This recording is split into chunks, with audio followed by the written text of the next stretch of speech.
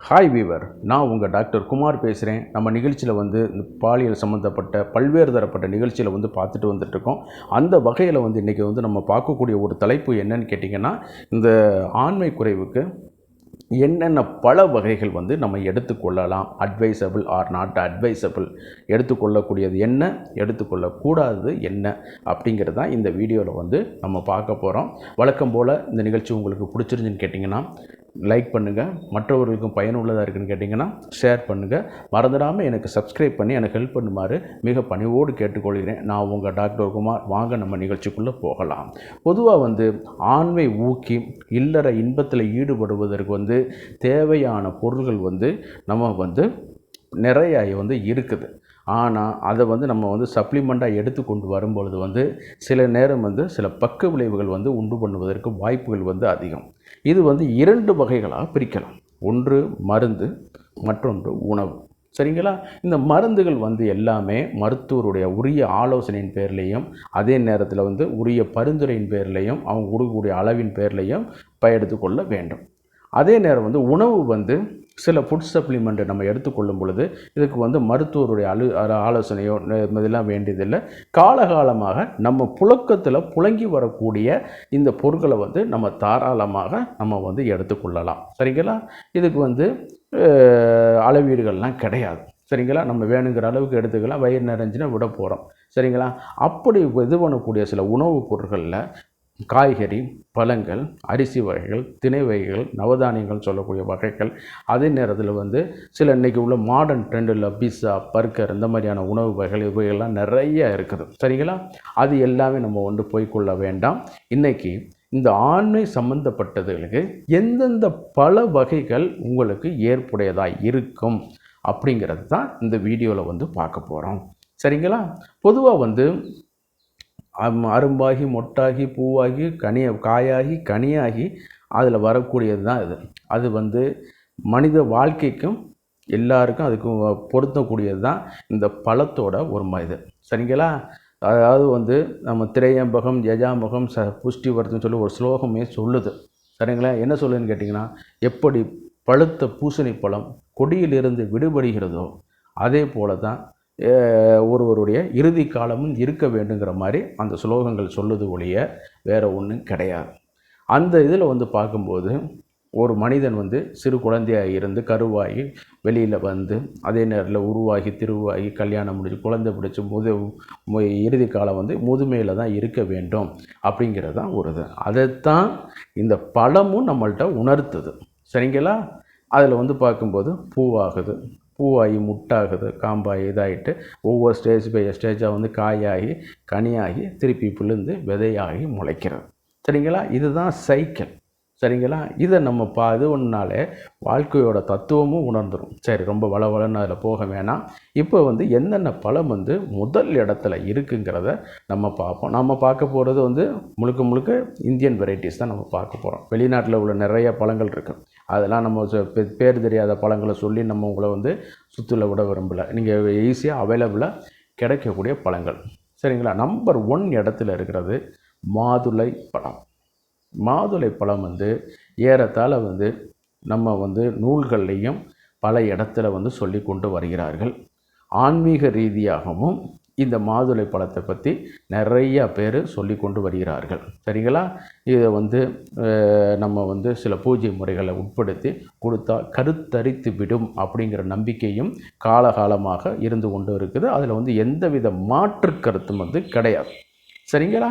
அந்த மாதுளை பழங்களில் நிறைய விதைகள் இருக்கிறனால அதில் நம்மளுக்கு கருத்தரித்தல் உண்டாகும் அப்படிங்கிற ஆற்றல் சொன்னாலும் அதில் நிறைய எக்ஸ்ட்ராந்தக்சனின், அதே நேரத்தில் ஃப்ளவனாய்ட்ஸ், அதே நேரத்தில் நிறைய விட்டமின்ஸு, அதே நேரத்தில் விட்டமின் சி அதிகமாக அந்த புளிப்புத்தன்மைக்கான ஒரு இது எல்லாமே இதாகி கொண்டு வருது. அதே நேரத்தில் இரத்த விருத்தியை அதிகப்படுத்தி கொடுக்கக்கூடிய ஒரு பணியை இந்த மாதுளை பழம் செய்யுது. சரிங்களா? இதை நம்ம எப்படி பயன்படுத்தலான்னு கேட்டிங்கன்னா, ஃபஸ்ட்டு தயிரில் ஊற வச்சு ரெகுலராக பயன்படுத்தலாம். சரிங்களா? அந்த லாக்டிக் ஆசிட் அதுவும் கொஞ்சம் உணவிருந்து அது நம்ம பயன்படுத்தி கொள்ளலாம். அதே நேரம் இரண்டாவதாக இந்த மாதுளம்பழ சாறில் கசகசாவை எடுத்து ஊற வைத்து அதை வந்து விதையை ஊற வைத்து அதை நம்ம வந்து பயன்படுத்தி கொள்ளலாம். நிறையா உயிரணுக்களை உற்பத்தி பண்ணக்கூடிய ஆற்றல் வந்து இந்த கசகசாவுக்கு இருக்குங்கிறது இன்றைக்கி வந்து சில அறிவியல் பூர்வமாகவே நிரூபிக்கப்பட்டதுனால தான் சில நாடுகளில் வந்து அது விதிக்கப்பட்டிருந்த தடை இங்களுடைய இந்தியாவிலையும் விலக்கி கொண்டார்கள். அதில் வந்து நிறைய மருத்துவ குணங்கள் வந்து இருக்குது. அது வந்து நிச்சயமாக நார்கோட்டிக் வகைகளில் வந்து வராது. சரிங்களா? ஆமாம். அதனால தான் இன்றைக்கி வந்து மார்க்கெட்டில் வந்து அது ஈஸியாக மளிகை கடையிலே வந்து கிடைக்கிது. அதை வந்து நம்ம வந்து இதோடு வந்து கலந்து வந்து நம்ம சாப்பிட்டு கொள்ள வேண்டும்.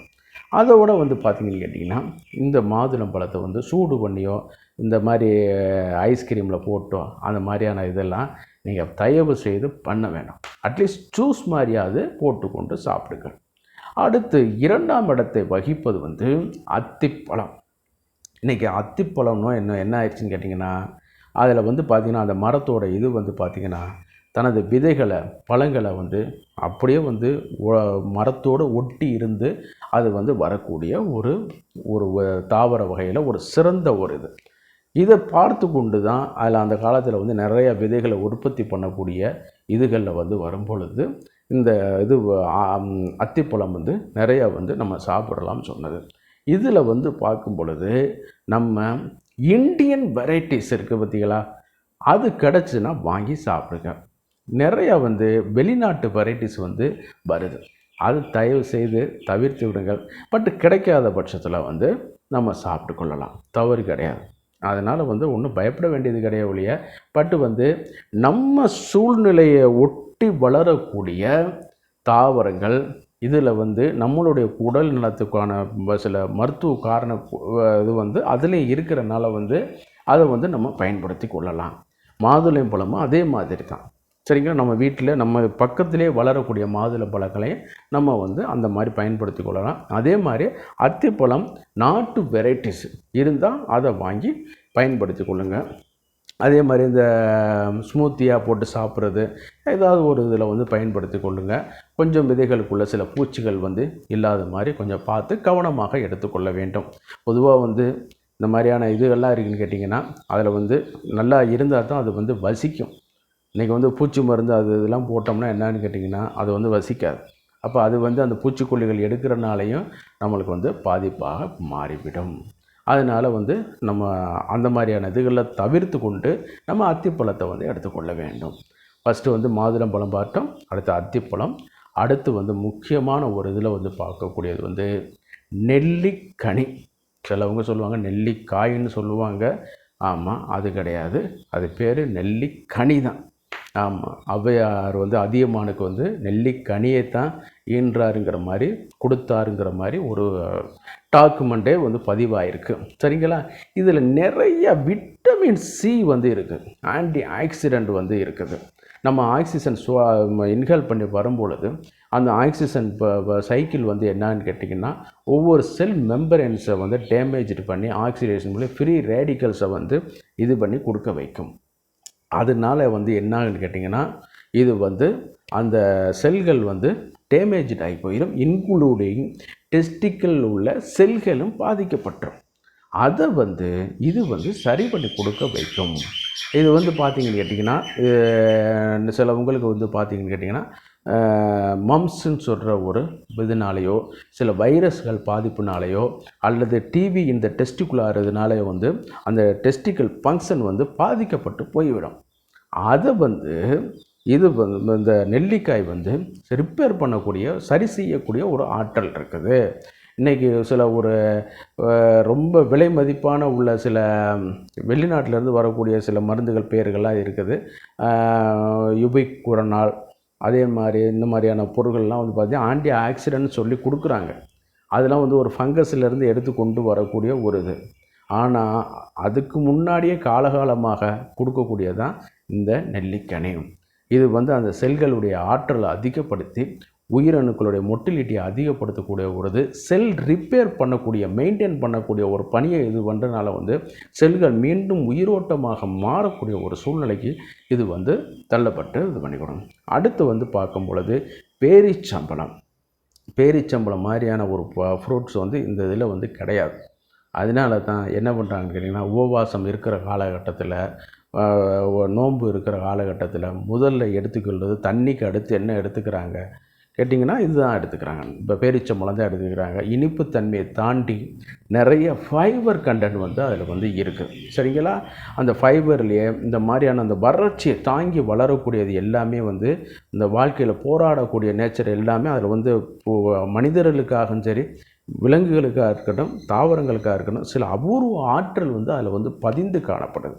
அதில் உள்ள சில இந்த அல்கலாய்ட்ஸ் இது எல்லாமே வந்து நம்மளுக்கு வந்து இந்த விந்தணு உற்பத்தியை வந்து அளவுக்கு அதிகமாக உற்பத்தி பண்ணக்கூடியது.